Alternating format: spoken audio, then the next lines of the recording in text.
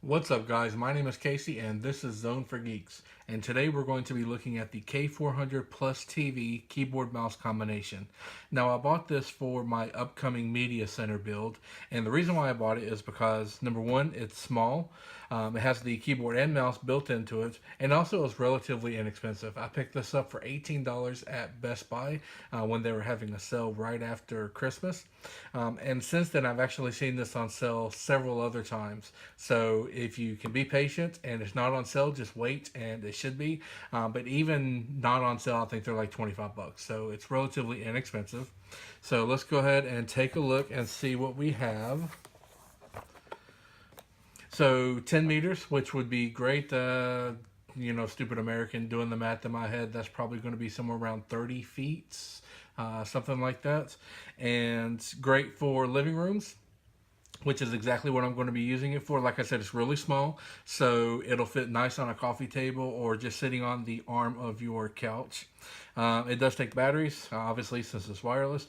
According to the instructions, it's up to 18 months of battery life. Obviously, depending on how often you use it, that will vary. Specifically, if you're going to be using this to do any type of gaming from Steam or something like that, then you may get some reduced battery life there. Overall, there's not many bells and whistles on this, so let's go ahead and crack this bad boy open.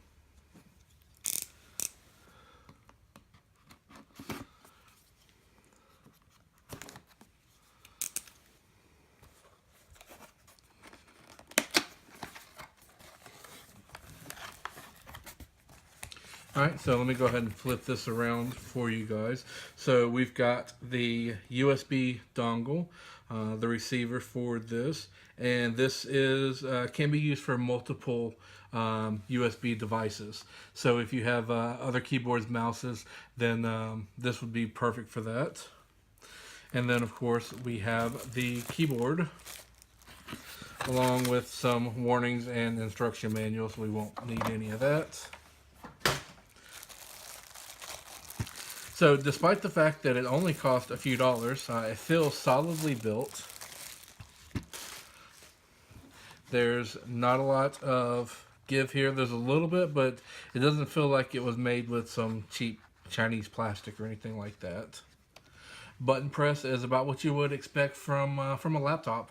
So a little bit of resistance, but not too much.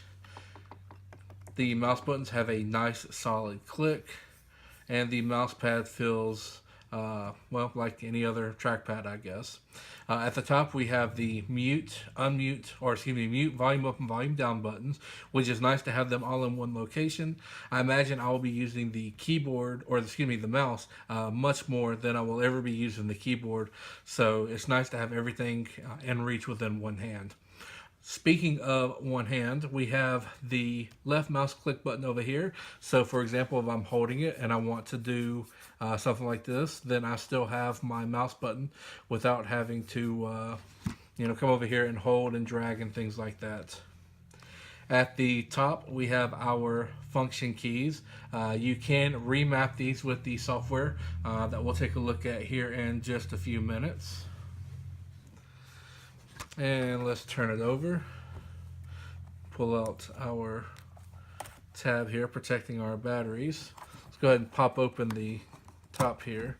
So it does take two AA batteries. Don't know how long these things are going to last, but should be good for a while.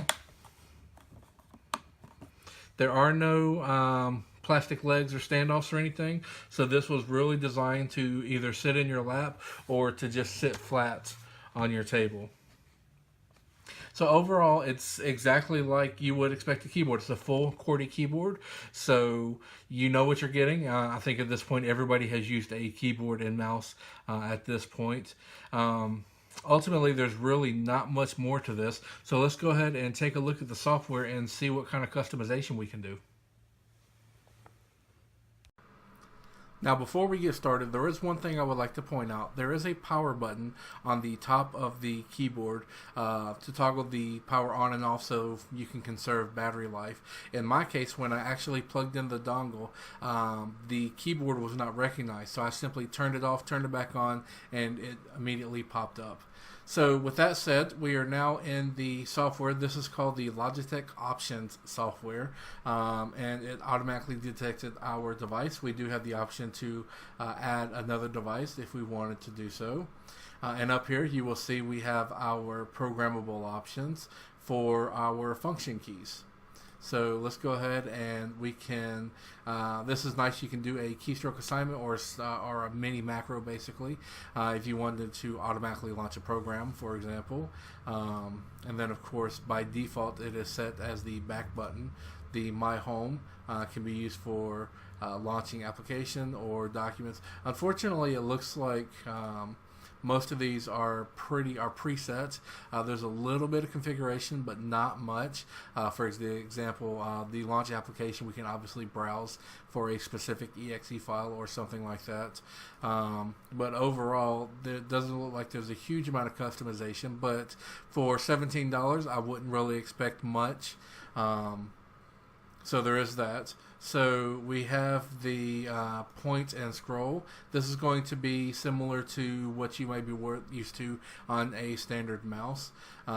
So your direction, you can change your up and down bi-directional trackpad. Smooth scrolling, obviously, it would either go, well, as you see here, smoothly, or maybe jump down a couple of lines per swipe.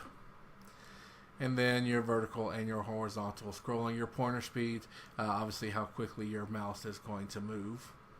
Let's see what we have here under more.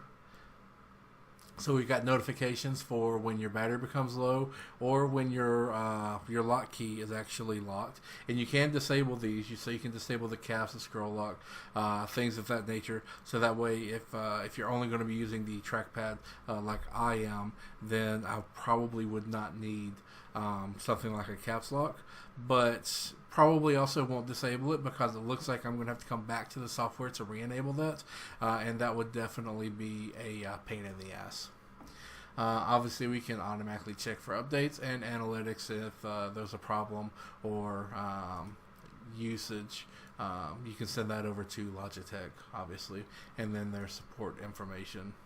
So, like I said, not a huge amount of customization on this, but that's perfectly fine. I didn't buy it for the customizations. I do get a little battery indicator down here, and I do, obviously, it shows that it's connected.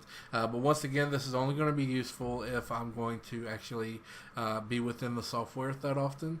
And while I will probably include this software on the media center that I'm building, I don't really anticipate having to go in there that often.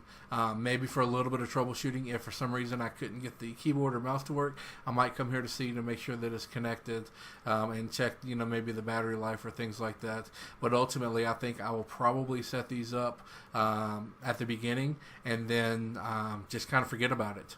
So ultimately, I think this is going to be a great product. I'm really excited about it. I am a huge Logitech fan.